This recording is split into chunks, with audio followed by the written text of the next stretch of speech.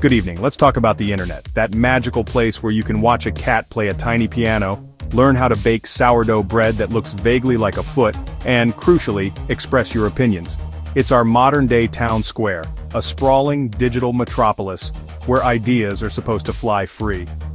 But what happens when a bouncer, a very large, very powerful bouncer, wearing a suit and an earpiece that whispers, "National Security," decides you're not allowed to speak anymore? Suddenly that vibrant town square feels more like a heavily monitored library, where the librarian has a taser and a very low tolerance for dissent. This isn't some dystopian movie plot, it's a reality that's quietly unfolding right under our noses. The idea of the government telling social media companies what to take down feels wrong. It's like your dad calling your best friend to tell them you're not allowed to complain about his terrible puns anymore. It's an overreach, a fundamental misunderstanding of personal freedom and the very fabric of democratic discourse. We're talking about a slow, creeping censorship, not with loud bangs and public decrees but with quiet emails, partnership meetings, and subtle pressure campaigns. It's a form of control that's particularly insidious because it's often hidden from view, leaving you to wonder if you were banned for a legitimate reason, or if someone in a government office just didn't like your meme. The challenge we face is peeling back the layers of this complex issue. It's a journey that involves understanding not just the technology but the legal and ethical tripwires that have been set up. The government might say it's all in the name of fighting misinformation or protecting the public, which are noble goals on the surface. But who gets to define what misinformation is? When the definition is wielded by the powerful, it can conveniently include any opinion that challenges their narrative or policies. This is where we need to be vigilant, to ask the hard questions, and not just accept the easy answers. Together, we can start to piece together what's really going on behind the digital curtain. Throughout this exploration, we're going to dive deep into the murky waters of online censorship. We'll look at the real-world impact, the legal battles being fought, and what you, an individual with a keyboard and a righteous sense of indignation, can actually do about it. This isn't just about protecting a few accounts. It's about safeguarding the very principle of free expression for everyone. The internet is too important to be neutered by bureaucrats. So grab a beverage, get comfortable, and let's begin this important journey of discovery together. It's time to understand the stakes and figure out how we can keep our digital world a place for open conversation, not just state-approved monologues. Let's start with some stories because this isn't an abstract problem, this is happening to real people. Take Jill Hines, a health freedom advocate. She co-chaired a group that was critical of certain government health mandates. Her group's Facebook page, a central hub for their community to organize and share information, was suddenly, and without clear explanation, unpublished. Years of content, community building, and mobilization efforts vanished in an instant. The official reason was a vague violation of community standards, but the timing, right as her group was gaining traction, felt more than a little convenient for those who disagreed with her message. This is the government's influence in action.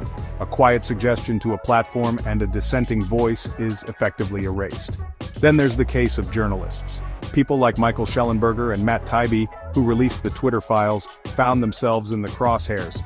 They published internal documents showing how government agencies, including the FBI, routinely flagged accounts and posts for Twitter to review and often suppress. These weren't just random accounts. They were often legitimate commentators, satirists, and even other journalists who were questioning official narratives. The very people whose job it is to hold power accountable were being silenced by the very power they were trying to hold accountable. It's a snake eating its own tail, if the tail was the First Amendment and the snake was wearing an FBI windbreaker. Consider the small business owners and creators who rely on social media for their livelihood. A comedian whose entire act is based on political satire might find their account throttled, their videos demonetized, or their reach mysteriously plummeting after a particularly sharp joke aimed at a government policy. They aren't breaking any laws, they are just doing their job, which in the case of a comedian, often involves pointing out absurdity. But an algorithm, possibly nudged by a government partner, doesn't understand nuance or satire. It just sees a flagged post and suddenly, a person's ability to pay their rent is in jeopardy because a bureaucrat didn't get the punchline. These examples aren't isolated incidents.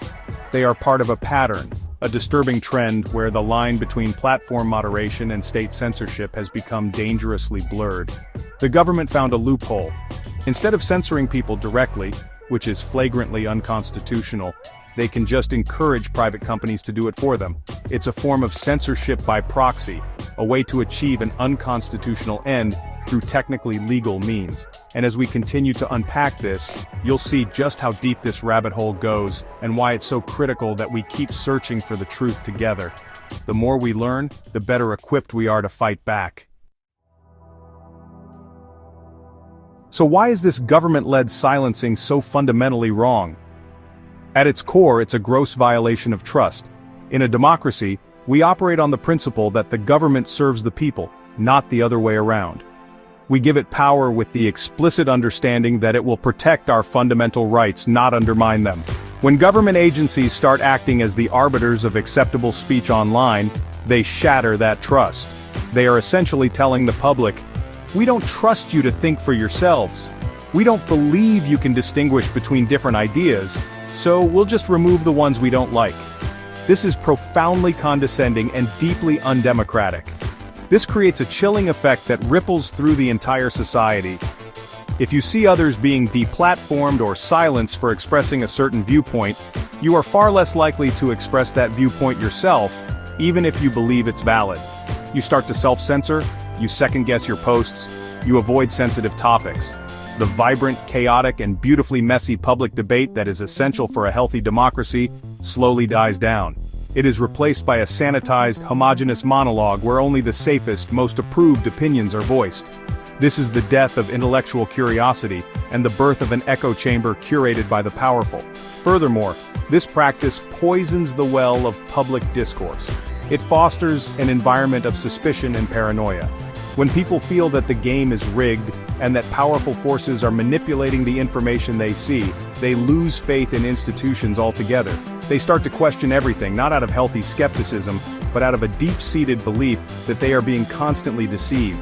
This erosion of faith is incredibly dangerous. A society that cannot agree on a basic set of facts or trust its own institutions becomes ungovernable.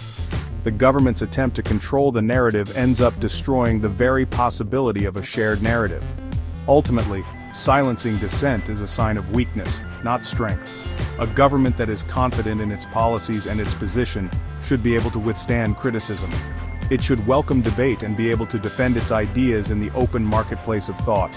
When it resorts to censorship, it is admitting that its arguments cannot stand on their own merit.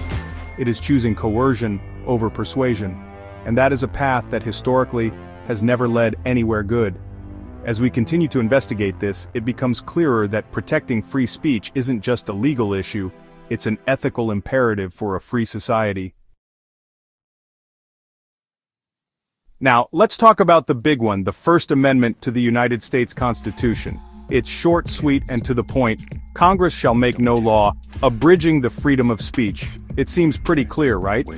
The government cannot stop you from speaking your mind. For decades, this was understood as a direct prohibition. The government couldn't pass a law saying, "You are not allowed to criticize the Department of Motor Vehicles no matter how much they might want to." This principle is the bedrock of American liberty, the legal foundation that separates a free nation from an authoritarian regime. But here's the tricky part in our modern age. The First Amendment traditionally applies to the government, not to private companies. Facebook, YouTube, and X, the platform formerly known as the Fun One, are private entities, and they have their own terms of service. They can, technically, remove content as they see fit. This is where the government got clever. They realized they couldn't censor you directly, but they could jawbone these private companies. They could use their immense power, the threat of regulation, antitrust lawsuits, or the removal of legal protections, to pressure these platforms into doing their dirty work for them. This is a constitutional end run, a blatant attempt to bypass the First Amendment. This legal theory is known as the state action doctrine. The Supreme Court has ruled in the past that if a private entity's actions are fairly attributable to the state, then those actions can be treated as government actions. In other words, if the government coerces or significantly encourages a private company to do something it couldn't do itself, like censor speech, then the private company effectively becomes an arm of the government, and the First Amendment applies. This is the central argument in lawsuits like Missouri v. Biden. The plaintiffs argue that the constant meetings, emails, and public threats from government officials transformed the platform's moderation decisions into state-sponsored censorship. Understanding this legal framework is the first step toward defending our rights. It's not just about what the law says, it's about how it's being interpreted, and in this case, circumvented. The fight for digital freedom is being waged in courtrooms, where lawyers are meticulously piecing together evidence of government coercion. This is a slow, painstaking process, but it's one of the most important avenues we have for pushing back. The more we all understand these legal nuances, the better we can support these efforts and advocate for a legal system that protects speech, not just on parchment, but on the platforms where we live our lives. Let's be clear. Getting censored isn't just an attack on your principles, it's often a direct hit to your wallet. In today's economy, a social media presence is not a hobby for many, it's a business. We're talking about independent journalists funded by subscriptions, artists who sell their work through Instagram, consultants who find clients through LinkedIn, and small business owners who use Facebook to reach their local community. Their online platform is their storefront, their marketing department, and their primary source of income. When the government pressures a platform to shut that down, they are effectively putting a padlock on that person's business. Imagine you're a content creator. You've spent years building an audience on YouTube. You have 1 million subscribers, and your ad revenue and sponsorships pay your mortgage and your kids' school fees. Then you publish a video that's critical of a government agency's new policy. Suddenly, your channel is demonetized. Your videos are no longer recommended by the algorithm. Your reach plummets. Your income dries up overnight. You haven't been charged with a crime or found liable in a court of law. You've simply been financially crippled by a faceless decision-making process influenced by government pressure. This is economic warfare against individual citizens. This financial damage extends beyond direct income loss. It's also about lost opportunities. A professional who uses social media for networking might lose out on a career-changing job offer because their account was suspended. A startup company might fail to secure crucial investment because their promotional content was suppressed, making them seem less viable. A nonprofit organization might miss its fundraising goals because its campaign was throttled, preventing it from reaching potential donors. These are not abstract losses, they are tangible, life-altering financial setbacks that can take years to recover from, if recovery is even possible. The cruelty of this system is that there is often no clear path to recourse. When a platform bans you, they don't send you an itemized bill of the damages they've caused. You're left on your own to pick up the pieces. You lose your income, your professional network, and your future opportunities, all because your speech was deemed inconvenient by someone in a position of power. This financial weaponization of censorship is a powerful tool for ensuring compliance. It sends a clear message to everyone else. Step out of line, and we can destroy your livelihood. Exploring how to fight this is crucial, and it's a path we need to walk down together. So you've been censored. You feel powerless, angry, and probably a bit broke. What can you actually do? While it can feel like you're David fighting a Goliath with a really good legal team, you are not entirely defenseless. The first and most critical step is to document everything, absolutely everything. Take screenshots of the notice you received from the platform. Save any emails or communications. Document the post or content that was removed. Keep a record of your appeals and the platform's responses. This evidence is your ammunition. Without it, any legal claim is just your word against a multi-billion-dollar corporation. The next step is to explore your legal options, and this is where it gets a bit complex, but stay with us. You can start by contacting a civil liberties organization. Groups like the ACLU, the Knight First Amendment Institute, or the Foundation for Individual Rights and Expression, FIRE, often have resources and sometimes even offer legal representation for cases involving free speech and censorship. They are experts in this field and can help you determine if you have a viable case. They understand the nuances of the state action doctrine and are constantly looking for strong cases to challenge government overreach in court. If you have evidence suggesting that the censorship was a direct result of government pressure, you may have grounds for a First Amendment lawsuit. This is the argument at the heart of cases like Missouri v. Biden. You would be arguing that the social media company was acting as a state agent, and therefore, their censorship violated your constitutional rights. This is a high bar to clear. You need to show more than just the platform enforcing its own terms of service. You need to demonstrate a clear link, a nexus, between the government's actions and the platform's decision to silence you.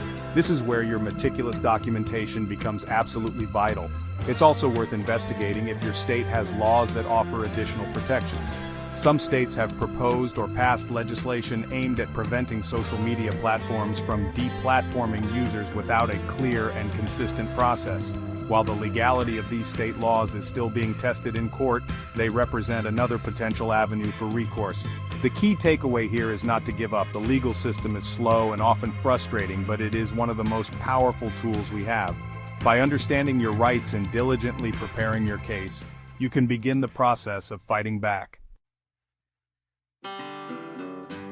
Beyond the courtroom, there are practical steps you can take to rebuild and recover financially after being censored. The most important lesson from the digital guillotine is this: never build your house on rented land. Relying solely on one platform like Facebook or YouTube for your entire income is a massive risk. The CEO could wake up one day and decide they don't like the color blue anymore, and your entire business, which happens to use a blue logo, could be in jeopardy. The key to long-term stability is diversification. Start building your presence on multiple platforms simultaneously. The number one asset you should be building is a direct connection to your audience, one that no platform can take away from you. This means creating an email list or a newsletter. Use your social media presence to encourage your followers to sign up. Offer them exclusive content or updates in exchange for their email address. If you get deplatformed from X, you can still reach your core audience directly through their inbox.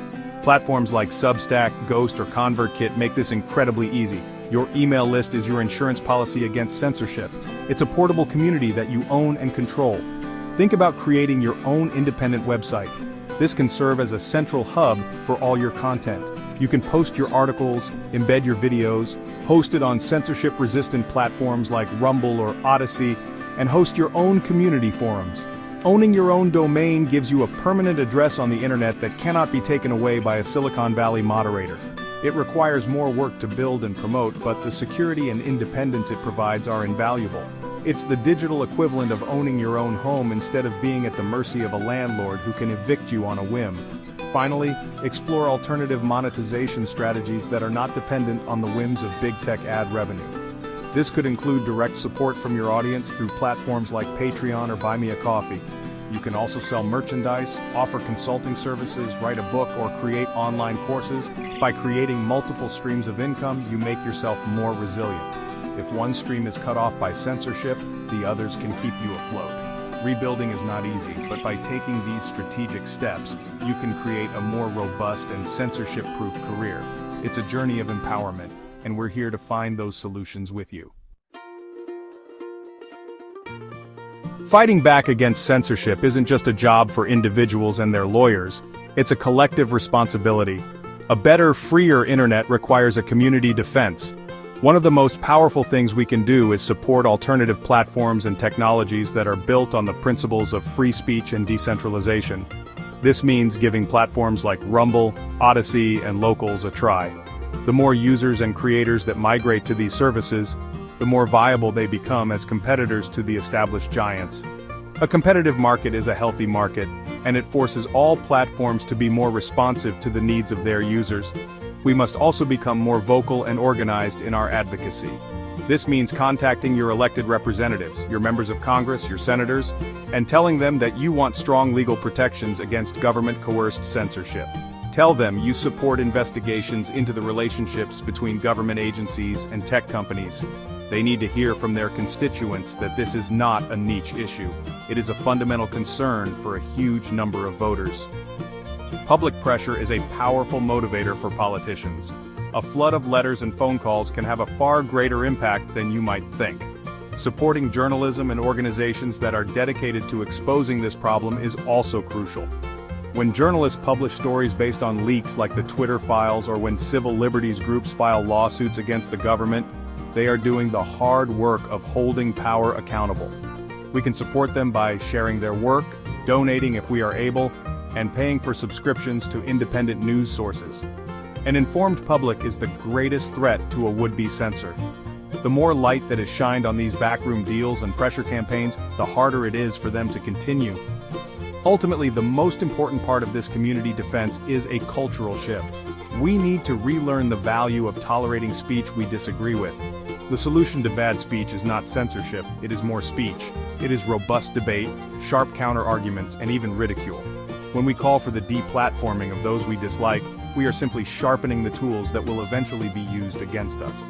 A culture that champions open discourse, even for the most disagreeable ideas, is the strongest possible defense against any form of censorship, governmental or otherwise.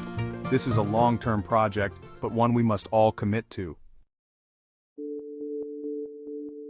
So, after all this, where do we stand? We've seen how a shadowy partnership between government agencies and big tech can silence dissent, turning the promise of a digital town square into a carefully curated garden party where only approved guests are allowed to speak. We've seen the real-world consequences, not just for our democracy, but for the bank accounts of ordinary people just trying to make a living. It's a bleak picture, and it would be easy to feel overwhelmed, to simply shrug and accept this as the new normal. But that is precisely what they are counting on. The fight against censorship is, at its heart, a fight for the soul of the internet and, by extension, the soul of our society. It's a fight to ensure that the future of information is not dictated by a handful of government officials in Washington, D.C. and a few tech billionaires in Silicon Valley. It's a fight to preserve a space where new ideas can be born, where old ideas can be challenged, and where power can be held to account by anyone with a keyboard and a connection. This is not a partisan issue. The tools of censorship being built today to silence one side will inevitably be turned against the other tomorrow.